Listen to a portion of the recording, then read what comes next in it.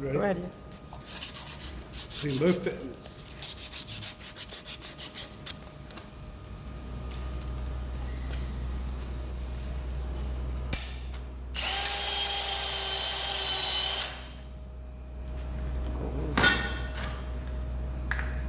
Make sure you put flux on both fittings.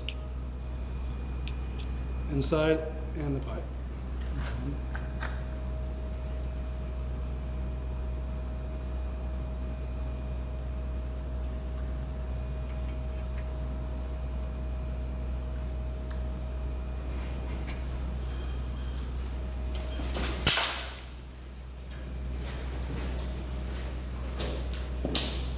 It's a fire blanket.